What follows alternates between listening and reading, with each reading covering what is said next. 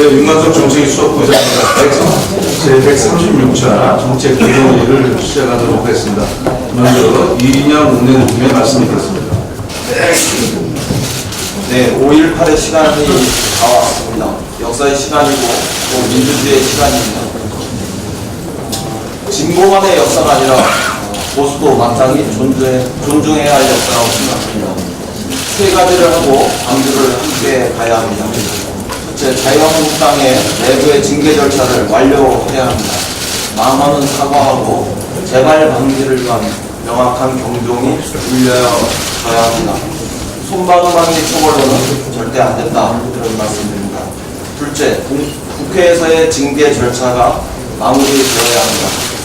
아직 한 걸음도 나가고 있지 못합니다. 어제 윤리특위 감사회의가 끝내 불발했습니다. 이 책임 역시 자유한국당은 자유롭지 못합니다. 셋째, 재발 방지를 위한 법 제도를 국회가 마련해야 합니다. 국민 여론의 60% 이상이 찬성하는 것으로 나타나고 있습니다. 시급히 국회가 열려야 할 이유이기도 합니다. 국회 정상화가 오늘이라도 이루어져서 방주를 찾기 전에 국회가 정상화되면 5.18 역사를 훼손하는 것을 재발 방지하겠다, 그리고 국회에서 법과 제도로 마련하겠다, 이런 약속이라도 하고 방주를 찾을 수 있어야 한다고 생각합니다. 황교안 대표의 결단을 촉구합니다. 오늘이라도 매듭 짓고 정말 떳떳하게 함께 손잡고 광주를 찾아갈 수 있기를 기대하겠습니다. 한미 정상회담이 내달 개최된다고 합니다. 정지한 협상의 시계가 다시 작동하기를 기대합니다. 한미 간의 튼튼한 공조를 바탕으로 한반도 비핵화와 평화 정착을 위한 문재인 대통령의 담대한 여정을 우리 당도 확실하게 뒷받침하겠습니다. 아울러 이 기회에 정부에 한 말씀 드립니다.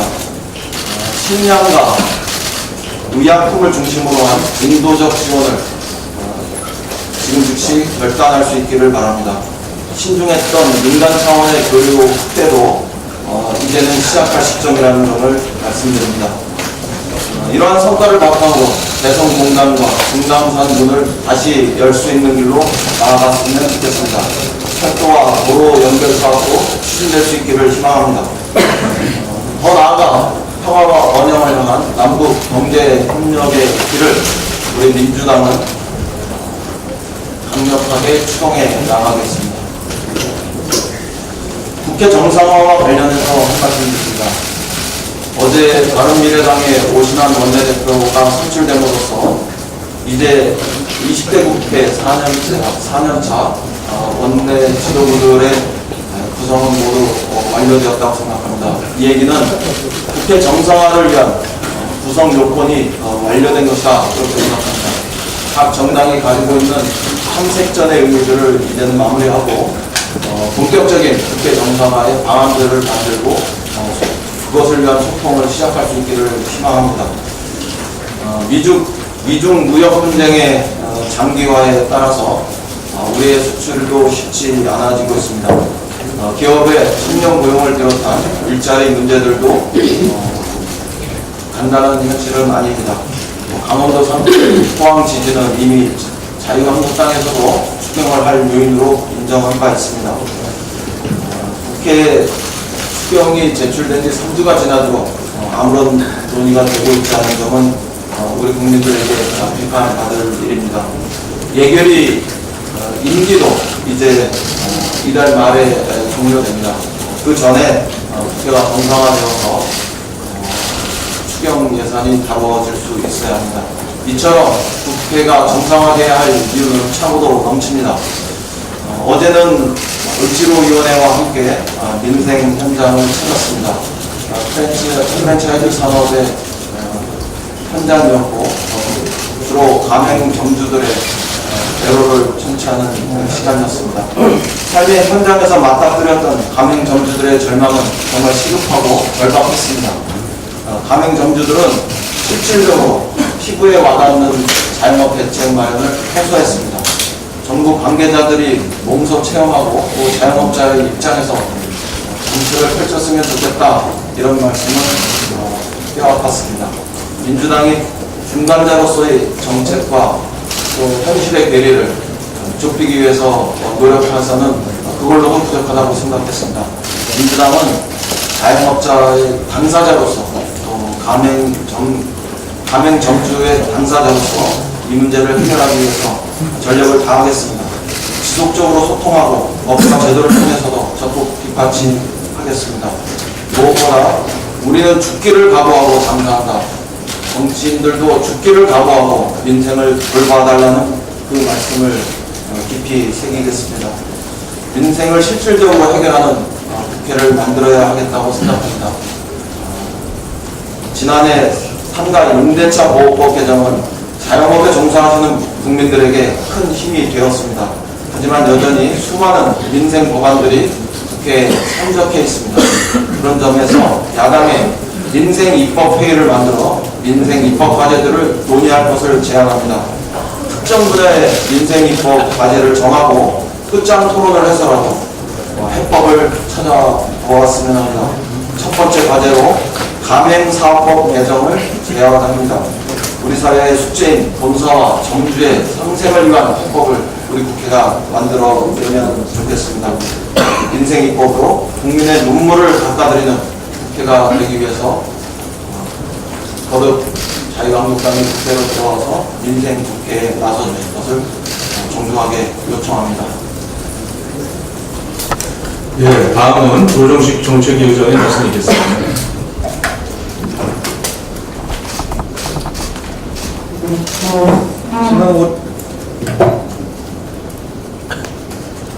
지난 월요일 유성혁 의원이 민주평화당 원내대표로 선출된 데 이어 어제 오신환 의원이 바른미래당 원내대표로 선출됐습니다. 먼저 축하의 말씀을 드립니다. 두 분이 평소 대화와 타협을 강조해온 만큼 여야 사이의 원활한 소통과 합리적인 국회 운영을 기대합니다. 이로써 여야 5당의 원내 지도 선출이 마무리되었습니다. 이제는 국회 정상화를 위해 모든 정당이 힘을 모을 때입니다. 추경심사와 민생입법 처리는 국회가 해결해야 할 숙제가 참으로 많습니다. 여야가 조속히 국회 정상화에 합의해야 합니다. 야당의 초당적 협력을 당부드립니다. 오늘 세종시에서 국가재정전략회의가 개최됩니다. 지난 2년 동안의 국정운영 성과를 끄집어보고 효율적인 재정운영 방향을 논의하는 자리가 될 것입니다. 이와 관련해 IMF가 지난 14일 발표한 연례협의 결과 보고서에서 우리 정부에게 확장적인 재정 정책을 중기적으로 유지해 경제 성장세를 유지해야 한다고 권고한 대목을 주목합니다. 당정은 재정의 지속 가능한 토대를 구축하는 가운데 중기적으로 확장적인 재정 기조를 유지하고 혁신성과 포용성을 강화하는 방향으로 재정 운영의 틀과 전략을 마련하겠습니다. 특히 경제활력 제고와 일자리 진출을 위해서 내년에 보다 공격적이고 선제적으로 재정을 편성 운용할 수 있도록 할 것입니다. 아울러 앞서도 말씀드렸지만 추경 처리가 정말 시급하다는 말씀을 다시 한번 드립니다. 대내외적인 경기 하방 리스크에 따른 수출, 투자 둔화, 고용 부진에 대응하기 위해서는 추경 예산이 제때 뒷받침되어야 합니다. 특히 지역 경기 활성화를 위해서는 지난 4월에 배분된 세계 잉여금과 함께 추경 예산이 상반기 중에는 현장에 투입되어야 합니다. 당정은 추경 통과 후 2달 내 70% 이상 집행될 수 있도록 만반의 준비를 갖출 것입니다. 자유한국당의 국회 복귀와 추경 처리 협조를 거듭 간곡히 요청합니다. 제39주년 5.18 민주화운동 기념일이 이틀 앞으로 다가왔습니다. 39년이란 시간이 흘렀지만 온전한 진상규명까지는 아직도 갈 길이 멉니다. 이와 관련해 최근 전두환 전 대통령이 계엄군의 발포 명령 직전 광주를 방문했고 자신들의 만행을 감추기 위해 대규모 공작반을 만들어 운영했다는 증언이 제기되면서 국민적 관심이 집중되고 있습니다. 만일 사실이라면 대단히 충격적인 일이고 광주 시민 학살의 진실을 밝히는데 중요한 전기가 드디어 마련된 셈입니다. 철저하고 신속한 진상규명을 위해 진상조사위원회의 역할이 그 어느 때보다 필요한 상황입니다. 그러나 5.18 민주화운동 제39주년 기념일이 코앞으로 다가온 이 시점까지도 자유한국당의 논의로 인해 진상조사위원회는 구성조차 못하고 있습니다. 이 때문에 온전한 진상규명은커녕 지난해 9월에 출범했어야 할 진상조사위원회 구성이 한 걸음도 나가지 못하고 있습니다. 벌써 8개월째 허송 세월만 보내고 있습니다. 자유한국당을 제외한 여야 모든 정당들이 조속한 진상조사위원회 구성을 촉구하고 있음에도 자유한국당은 여전히 묵묵부답입니다. 더욱이 5.18 망원 의원들을 옹호하는 극우 유튜버들을 초청해서 토크 콘서트를 진행하는 그야말로 막장 행태까지 선보이고 있습니다. 매우 개탄스러운 작태가 아닐 수 없습니다. 황교안 대표와 자유한국당에게 강력하게 촉구합니다. 최소한 5.18 민주화운동 기념일 이전에 진상조사위원회가 정상 출범할 수 있도록 협조해 주십시오. 아울러 5.18 진상규명 특별법의 조속한 처리 역시 적극적으로 앞장서야 할 것입니다. 광주 시민과 공무원 영역 앞에 제1야당에 걸맞는 역사의식과 책임감을 보여줄 것을 강력히 촉구합니다. 이상입니다. 네, 다음은 기재 정무위를 담당하는 제3정조위원장에 새롭게 책임을 맡으신 최은열 의원님의 인사말과 발언이 있겠습니다. 제3정조위원장을 맡은 최은열입니다. 우리 경제는 구조적인 어려운 상황을 맞고 있습니다.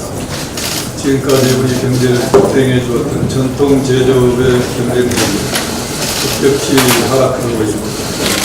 우리의 의존도가 높은 수출 환경도 미중 무역 마찰로 인해서 굉장히 어려운 상황으로 가고 있습니다. 이런 상황에서는 민간 부분의 경제 성장 기여율을 크게 기대하기 어려운 입장입니다.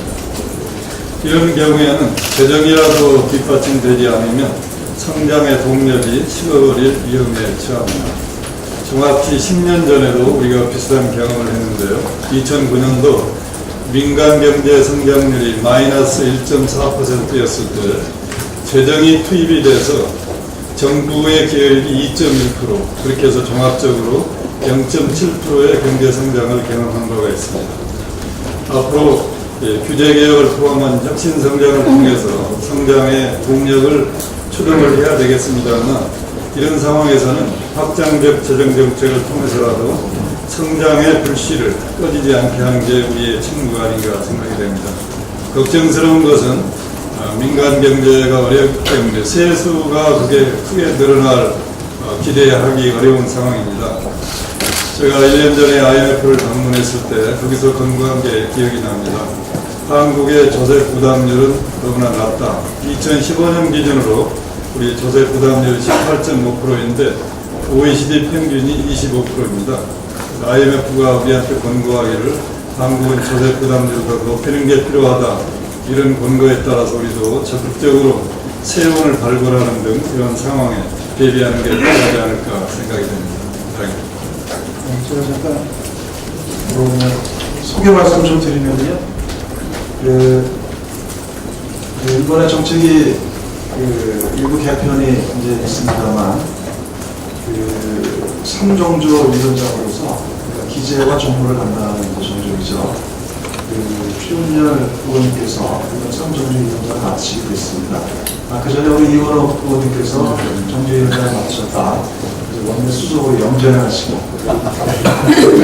후임으로 저희 당의 자본시장 활성화 특위위원장으로서 활약을 해주셨던 최훈열 의원님께서 이제 성정주의위원장을 맡으셨고, 최훈열 성정주의위원장님은 우리 더불어민주당의 경제정책 전문가이자 경제통이이십니다.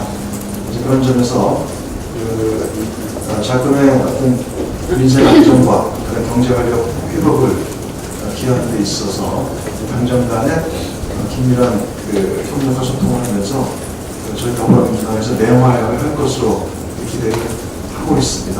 많은 성원을 부탁드리겠습니다. 고맙습니다. 네, 다음은 신경민 육종조 위원장님 발언이 있겠습니다. 네, 신경민입니다. 모레가 5.18 민주화운동이고요. 오늘은 5.16 쿠데타. 그래서 이 두 날의 즈음에서 황교안 대표 그리고 나경원 원내대표가 이 두 날에 대한 생각을 분명하게 정리를 하고 국민들에게 밝힐 것을 촉구합니다. 2009년에 황교안 검사 시절에서 집회 시법 해설서에 따르면 4.19 혁명 이후 상황을 혼란으로 표현을 했고 5.16 쿠데타를 혁명으로 얘기했습니다. 그 이후에 청문회와 총리로서 대정부 질문에서 5.16 군사 쿠데타에 대해서 역사와 정치적으로 다양한 평가가 있다고 즉답을 그렇게 하다가 당시 야당이 문제를 지속적으로 제기를 하자 교과서에 5.16 군사정변으로 나와 있는 표현에 공감한다고 입장을 바꾼 적이 있습니다. 야당 대표가 된 지금 5.16에 대해서 생각을 분명하게 밝힐 필요가 있습니다. 이것은 5.18과 연계가 됩니다. 작금에 일어난 사태는 지금 앞에서도 여러분이 정리를 해 주셨듯이 5.18을 폭동으로 유공자를 괴물로 표현한 김술래 의원 등 발언이 있었습니다. 황교안 대표는 지금 100일이 돼가고 있지만 말씀을 하지 않고 있습니다.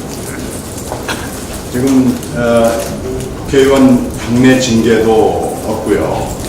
나경원 원내대표는 국회 상황이 어려워서 의원총회를 열기 어렵다는 납득할 수 없는 변명을 하고 있죠. 국회 징계 지금 공전되고 있습니다. 조사특위 8개월째 무력화되고 있고요. 5.18 특별법 개정안 처리 그러고 있습니다. 최근에 잇따른 5.18 진상 폭로에 대해서도 사실 이게 조사를 해야 됩니다. 그런데 황교안 대표는 보훈처의 초청을 받았다라는 얘기를 하고 있습니다. 이 보훈처의 초청은 야당 대표로서 나간 것이고 진정한 야당 대표라면 5.18에 대해서 분명한 생각을 얘기를 하고 앞에 얘기한 사안들에 대해서 조치를 하거나 최소한 계획이라도 밝히고 그리고 그 자리에 가야 됩니다. 지금 가짜 민생 투어를 하고 있는데요. 황해 생각, 황해 대처, 황해 계획을 밝히고 5.18에 갈 것을 촉구합니다. 가짜 민생 투어 그만두라는 얘기 중에 교육 얘기 하나 사적으로 붙이겠습니다. 현재 서울 공연예술고 폭로 이후에 완산중학교의 사례는 또 어처구니가 없습니다. 대학도 마찬가지입니다. 그래서 수십 년 동안 교사, 학생, 학부모를 괴롭히고 있는 이 사학들에 대해서 분명한 조치가 지금 시급합니다. 교육부가 교육신뢰 회복 추진단을 지난 1월부터 꾸렸고요. 종합감사를 늘리고 시민감사관 제도를 도입하겠다는 제도를 이미 밝혔습니다. 국회도 이 사학의 신뢰 제고를 위해서 사립학교법 관련 제도를 손봐야 합니다. 이미 대표 시절에 박근혜 대표가 와갖고 대통령 시절에 MB가 손질해내온 사립학교법을 손보는 것이 가짜 민생 추호보다는 훨씬 더 시급하고 기묘해 보입니다. 황 대표의 생각을 듣고 싶습니다. 이상입니다. 네, 다음은 고영진 원내부대표의 발언이 있겠습니다. 신경민 의원께서 5.18 관련 말씀하신 것에 조금 더 첨언을 해서 말씀드리고자 합니다. 황교안 자유한국당 대표가 나의 길을 가겠다며 광주로 가겠다고 계속하고 있습니다. 본처로부터 초청장을 받았으니 가겠다는 그런 얘기입니다. 제가 국가보훈처에 좀 알아보니까 바로 이 초청장을 황교안 대표한테 보낸 겁니다. 이 초청장의 내용은 39주년 5.18 민주화운동 기념식을 거행하고 참석해달라는 간단한 내용의 초청장입니다. 이 초청장은 재정당 대표에게 보내진 것뿐 아니라 망언을 한 그 자유한국당 의원들에게도 보내졌습니다. 이 초청장을 받아서 가는 것이라고 한다면 그 초청을 하는 측의 뜻에 걸맞는 예의와 격식을 갖추고 가야 한다, 이렇게 생각을 합니다. 5.18 단체들이 요구한 망언의 징계, 역사왜곡 처벌법 제정 약속, 진상조사위원회 구성, 희생자와 유가족들에 대한 진심 어린 사과가 이 행사에 참가할 자격이라는 점을 다시 한번 분명히 말씀드립니다. 황교안 대표는 엄숙히 임해야 할 추도식을 난장판으로 만들지 말아주십시오. 국가보훈처가 전전긍긍하고 있습니다. 5.18 망언으로 희생자들과 유족들에게 씻을 수 없는 모욕과 상처를 안겨놓고 추도식에 가겠다는 것이 과연 대한민국 제1야당 대표가 갖추는 예의입니까? 그런 길을 계속 걷겠다면 황교안 대표가 말한 길은 참여와 통합의 길이 아니라 분열과 회빈의 길에 다름 아니다, 이렇게 생각합니다. 쓰라린 과거를 돌아보고 새로운 대한민국으로 나가려는 의식에 찬물을 끼얹지 마십시오. 황교안 대표는 당장이라도 위총을 소집하고 5.18 망언에 대한 진정성 있는 사과, 해당 의원들에 대한 확실한 징계 등 예의를 갖추고 광주를 방문하시기 바랍니다. 그렇지 않다면 안 가는 것이 바른 길입니다. 이상입니다. 다음은 2월 분의 수록에 나를 믿겠습니다. 네, 소개 하나 시켜드리려고 잠깐 바람드렸습니다. 안 갖고 오셔도 됩니다. 저희 사기 이인영 대표와 사기 원내대표는 출범했는데요. 사기 원내대표단이 어떻게 국회를 바라보고 어떻게 민주당을 이끌어가는가에 마음을 담아, 의지를 담아, 우리 백드랍을 민생을 살리는 국회, 경제를 살리는 민주당, 그래서 사기 개편안에 의지를 백드랍에서 나왔습니다. 캔트리라고 잠깐 마이크 잡았습니다. 네, 우리 이용호 원내수석께서 소개한 뒤에 새로운 이인영 원내대표단의 출범에 맞춘 백드랍 교체를 많이 보도해 주셔서 부탁드립니다. 마무리하기 전에 현안 한두 가지 말씀드리겠습니다. 정부와 지자체의 적극적인 협력과 소통으로 어제로 예정됐던 전국 버스 노조의 총파업이 철회 유보되었습니다. 국민들께서 우려하셨던 교통 대란이 해소되어 매우 다행스럽게 생각합니다.